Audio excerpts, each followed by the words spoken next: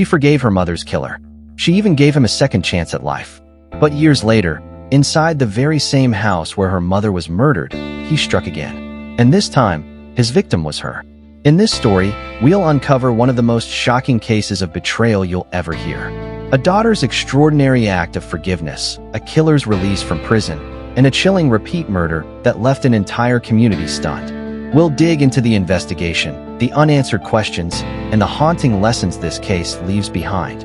It all began in a quiet suburban neighborhood, the kind of place where families left doors unlocked and neighbors waved to each other from their porches.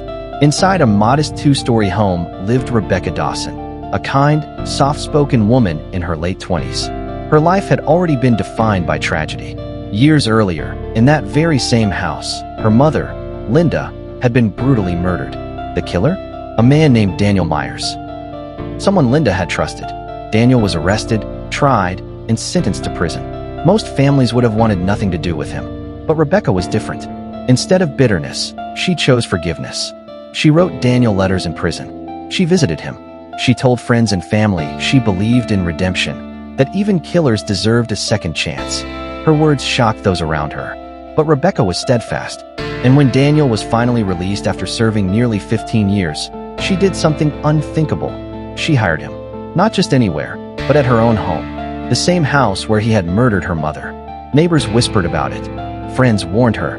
One even told her, "You can forgive him, but don't bring him back into your life." Rebecca brushed it off. "People can change," she said. For a while, things seemed normal. Daniel did odd jobs around the house, mowing the lawn, fixing broken steps. But behind the scenes, tensions were growing. Police would later discover arguments between them. Rebecca had apparently set boundaries he didn't like. And then, it happened again. One quiet autumn evening, Rebecca was found dead, brutally murdered inside the same home. The home she had tried to turn into a place of healing. The scene was eerily familiar to investigators. The brutality, the weapon, even the location of the body. It mirrored the crime Daniel had committed against her mother years before. And Daniel? He was gone. Detectives launched an immediate manhunt. Had Daniel planned this all along? Was he manipulating Rebecca from the moment she first wrote to him in prison?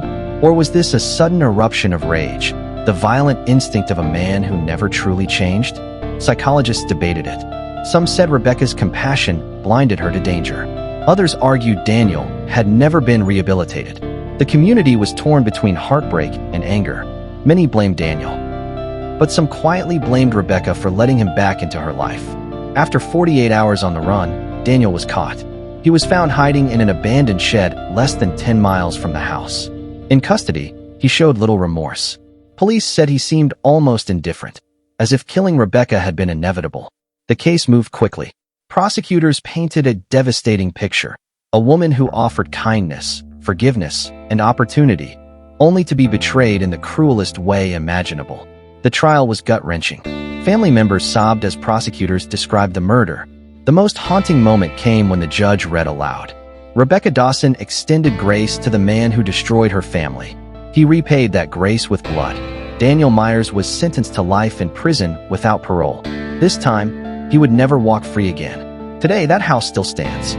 For some, it's just another home. But for those who knew the story, it's a symbol of tragedy, forgiveness, and betrayal. Rebecca believed in second chances, but her story forces us to confront a painful truth. Forgiveness without accountability can be deadly. And maybe that's the hardest lesson of all. Sometimes, giving someone the benefit of the doubt can cost you everything. What do you think? Was Rebecca's forgiveness an act of strength or a tragic mistake? Let me know in the comments below. And if you want more shocking true crime stories like this one, make sure to like this video, subscribe, and turn on notifications. Because we have more cases you won't believe are true coming soon.